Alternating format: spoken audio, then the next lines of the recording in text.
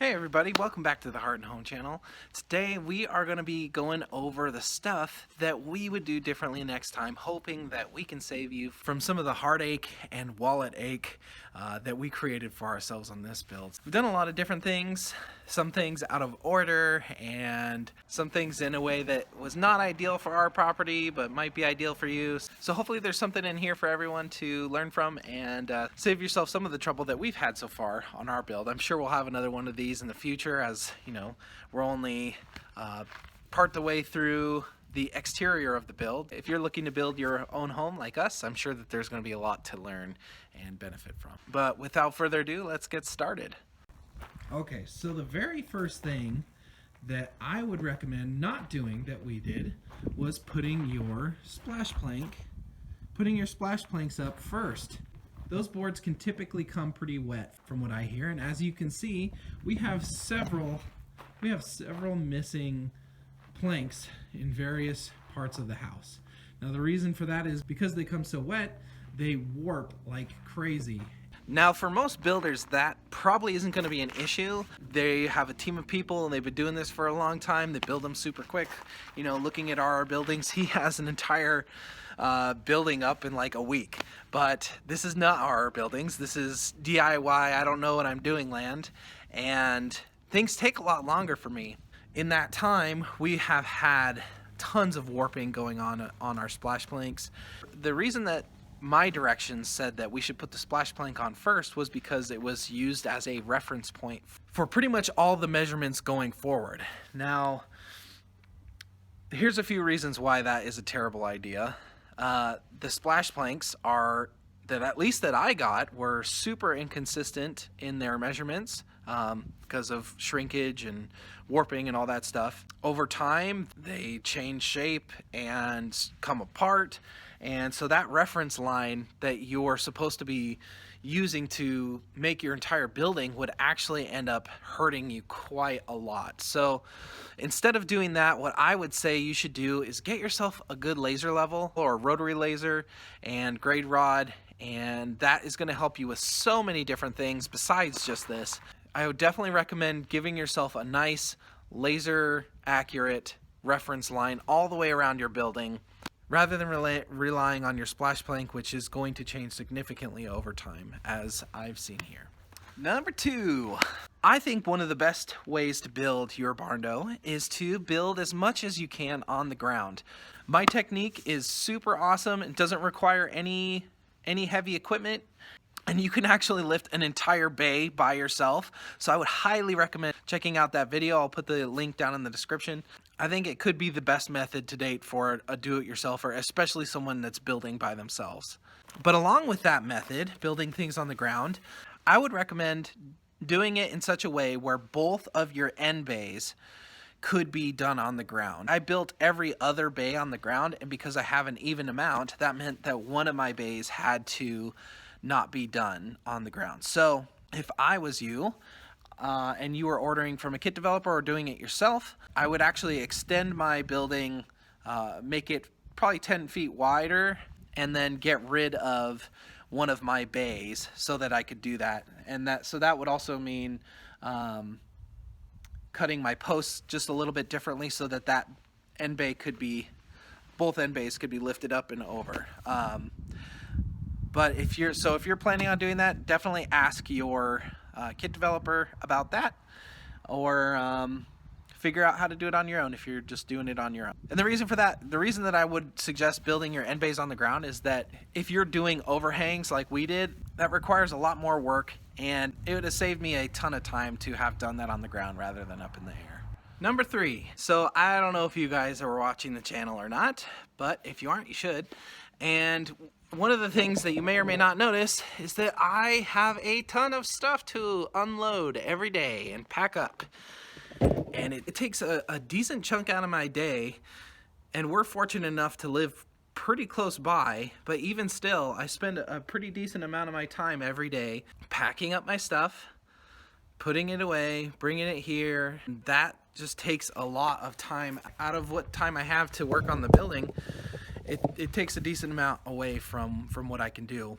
Additionally, I think if we were to do this again, we would make getting on the property our number one priority. There is so much time to be gained by living on the property. You know, when you're here, you know, if you have an extra 10 or 20 minutes, it's easy to walk out of your camper and start working on something. Or, you know, it's much easier to fill your little gaps of free time with working on your home. Whereas if you're away, even if you're only just a couple minutes away, still packing up everything and coming over becomes completely unviable, a completely unviable way to spend a half hour of your free time. If you're doing the same thing we are, I would definitely recommend doing that. Okay, number 4, I would definitely order my own windows and doors. We ordered our windows and one of our doors through our kit supplier, and I just assumed that we were going to get, you know, normal doors and windows.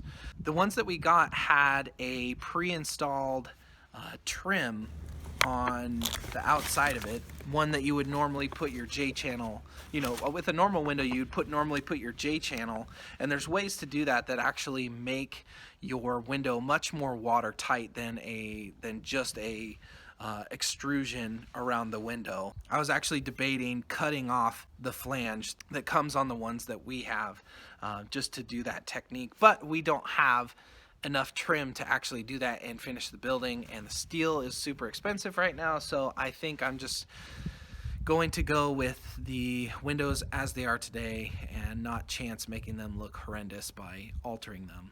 Additionally, a lot of energy code requires that you have certain energy ratings on your windows these days, and the kit supplier that I got mine from didn't have that information readily available, suggesting to me that they weren't super cognizant of that, which makes sense. I mean, they are doing post-frame buildings, which are typically used for more like utility buildings that aren't residential. I imagine that may change going forward, but you're probably just better off buying your own windows and doors and knowing exactly what you're getting rather than leaving that to chance with your kit supplier. I mean, I think there's reasons why kit suppliers tend to leave some of the information out. I think it's just less overwhelming to some of their buyers. And if, by all means, if you're just building an exterior utility building, then that's going to be a just fine option for you. But if you're doing a Barndominium like we are, I would say definitely take that into your own hands and get your own windows and doors. It's not that big of a difficulty. Additionally, one of the issues that we had with ordering windows and doors is that even though we told our kit supplier that we wanted to be notified about when deliveries were happening, they never did, and several of our things just ended up getting left out without us being there. And as you've seen, we've had theft here and stuff like that. So if you're not on site like we are, that's another reason to get your own windows and doors, is because you can control that process a little bit more. All right, number 5. One of the big benefits of ordering from a kit developer is that they have an instruction manual, and usually you don't get access to that until you have paid and ordered your building. Going through that entire thing to understand their process and exactly what you're getting and how it's being applied is a little bit of a daunting task to do that all before your supplies start arriving. So one of the things that I'd recommend checking early on is your trims and how they overlap and all that stuff, and making sure that you have enough trim to do everything that you want. So I would say, 1, you should order extra to cover all the openings that you're going to have for things like outlets and lights, all of the other things that aren't on the normal plan. One of the things that I ran into with my kit developers technique is that they do butt joints for some of the channel, for some of like J channel and stuff like that, and I am just generally not a fan of that, of relying on caulking to seal butt joints. Caulking will always fail, and people will always fail to fix their caulking. So anytime that you can, rely on a mechanical joint. There's fantastic ways to get your trim to seat together nicely, and you put a little bit of caulk inside of that joint, and that's going to be way superior in the long run to just doing a butt joint between two things that may warp, and it's just, over time, that's not a good solution in my opinion. So yeah, Make sure you know exactly what you're doing and exactly how they plan on you using those resources. Order additional pieces where necessary. Number 6. This one is a little bit harder to say for sure, just because I'm unsure what the cost of these are, but I would say look into using laminated posts for your build. We used standard pressure treated logs, and they're pretty good, but we did have some of them. So generally things that are laminated together, just like plywood, because of the layered structure of it, the warping forces tend to counteract one another, so you're going to get a lot less of that over time. And when you're building slowly like I am, time and warping really does matter. We actually had to replace one of the corner posts because it had twisted like an inch, a little over an inch, and thankfully I had an extra post lying around to replace it with. Most of the posts that we have gotten so far have had some amount of twisting on them, not all too much, nothing super crazy, but there is a little bit here and there. It is noticeable. I can't say for the laminated posts. I just assume that there is less, and I think I heard from our buildings too that he prefers to use those, and for that reason, that they're just straighter. And generally, I think that building things with precision is you're going to have a lot better time doing things well if you start with things that are as straight as possible. Like I said, I don't know what the cost of those are, but take a look into it and figure out if that is something that is going to work well for you or not. Okay, number 7. The next thing that we would have done differently, not bought property on rocks. We have paid a ton extra on our foundation and all of the drilling and digging that we had to do, because we have pretty much solid basalt underneath like 2 feet underneath the dirt, everywhere. It's all pretty much that exact same way. As we get further back on the property, it gets a little bit more favorable, but it has been very expensive. When we initially bought this property, we saw a 20-acre property that was not that much more expensive, but decided to go with this one instead because it was a little bit cheaper. Now, if we had gone with that one instead, I think that we would have 20 acres and have probably paid about a similar amount, having to deal with an extra long driveway, and but been able to do some of the digging ourselves. Or it's just a bad time. Don't buy property with lots of rock on it. There's one of the ways that you can tell, at least with our kind of property, I'll show you here. They have these little mounds everywhere, and you'll see these little outcroppings of rocks where things aren't growing. And that'll be kind of an indicator to you as to what you're looking at possibly being underneath the ground. Yeah, let's take a look here. As you can see, it's all rock. Look at all this. This just came out of the 2-foot trench for our power. You can see down here, my shadow's covering it. This area right here is all rock right there. You can see it's just solid rock from that point down. I mean, not solid. Thankfully, it's fractured basalt, but it's not like little rocks like this. Like that was made because the excavator came through with a jackhammer and chiseled all that out. This whole 500-foot run, which was very costly. So, don't do what we did. We liked this property because it didn't have many trees for us to have to remove. So we thought that this would be a great starter property for us to get our feet wet without having to do a ton of prep work to get ready for building our house.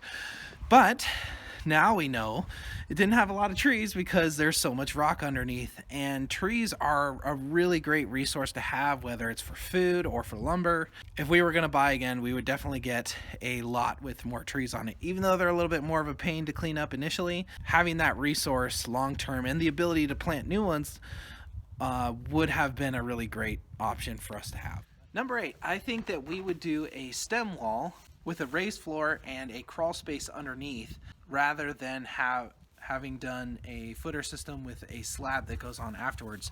Being on rock, if you're crazy enough to to be on rock like we are, or just accidentally found out that you are on it and you didn't know. Our contractor said it probably would have been about the same amount, or pretty comparable, to have done a stem wall system, and it would have been a lot easier to insulate. We had to dig a big channel around the border of the house, and that's pretty much a big cost of the work. And honestly, I think I could have done that myself. I don't know if I would have elected to do that on my first go around, just because the house build itself was complicated enough as it is.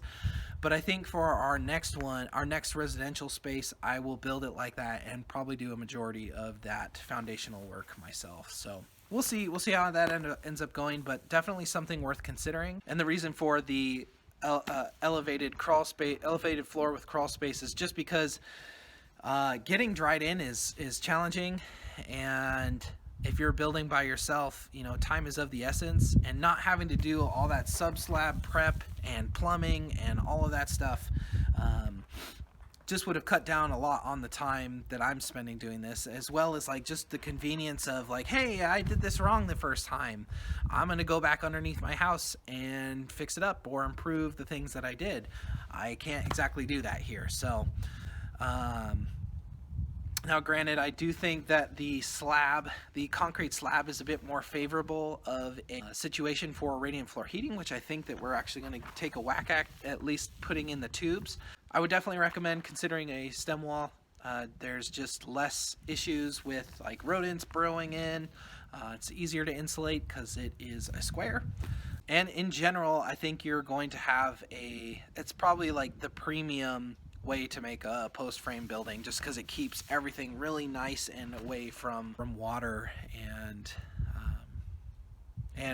keeps water from getting underneath your slab as well. So okay, next one.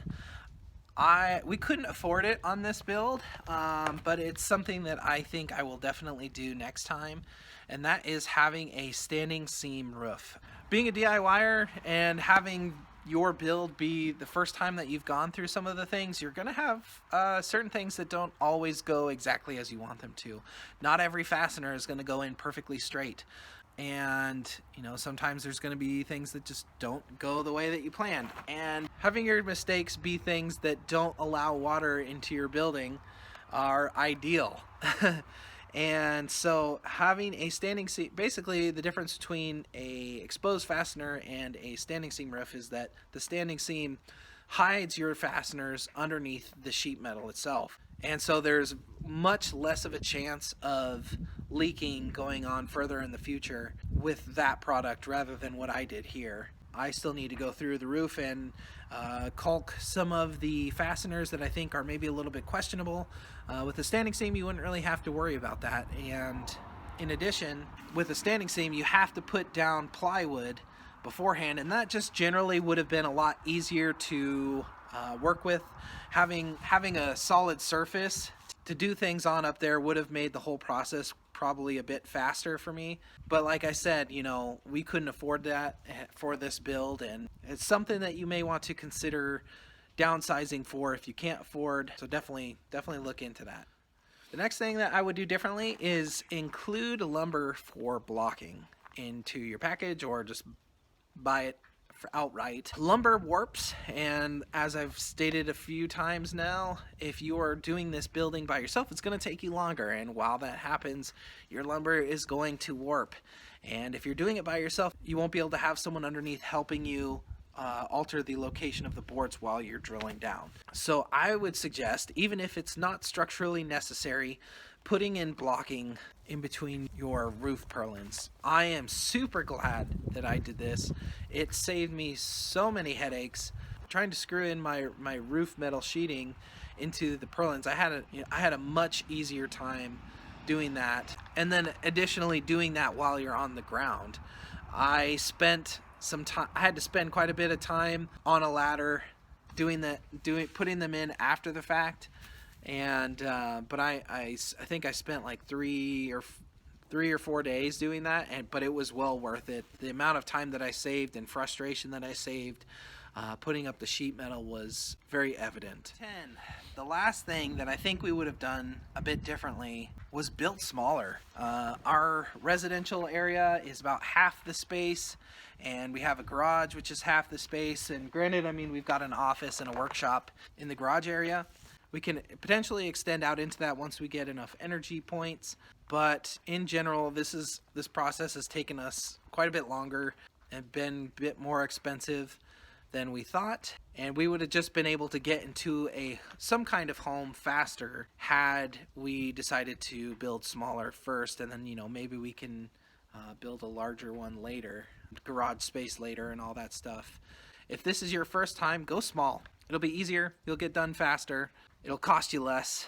And the next time around, if you're doing an engineered build like we are, you can always build the exact same building on your property, and if you need to branch out for things like an office or a gym or garage, all that stuff, it'd be easy to duplicate that building again and not necessarily have to pay for the entire kit again. You could just order the materials and use everything over again. Also, one of the great things with Postframe is that once you have a general idea of how to build these, it's kind of modular in that you can basically apply a lot of the principles to any kind of building. So I'll definitely be taking a lot of the things I learned here and probably building my own garage from scratch, without help from anyone else at some point. Even though this wasn't the cheapest way to build one of these buildings, I feel very good about having done it this way first so that I have this skill going forward and feel more confident in building stuff like this myself. One little bonus thing I'd recommend is ordering your lumber in stages so that you're not holding onto your lumber too long. There's a chance of it getting stolen from the site. There's a chance, that it could be damaged by weather. And just generally, if you're working with fresher boards, you're probably going to have a more likely of a chance that you're going to be able to use a nail gun putting it all together without splitting the ends. I'm dealing with an issue right now where I basically have to pre-drill everything that's within 4 inches of the end of the board, otherwise I get a lot of splitting. So save yourself some time and hassle by ordering it in stages. That's it for part 1 of what we would do differently. I'm sure we're going to have a few more of these going forward as we learn more things going through this build. I sincerely hope that it was helpful to you guys and wish you the best in your own projects. And if you guys have any alternative ideas to the things that I've messed up, please leave them down in the comments. We would all love to learn and grow together and become better builders. If you thought this was helpful or entertaining, please hit that like button as it helps us a great deal. And if you're into living a life of freedom and living the best lifestyle you can on a budget, then please consider hitting that subscribe button, as we're going to have a ton of great videos in the future that I think you guys are going to want to see. We've got some really cool ideas going into the future that you probably haven't seen before, and we're going to share our process all along the way, and hopefully we can all learn and grow together and become better builders, more free, and increase our happiness. But that's it for now. I'll catch you guys next time.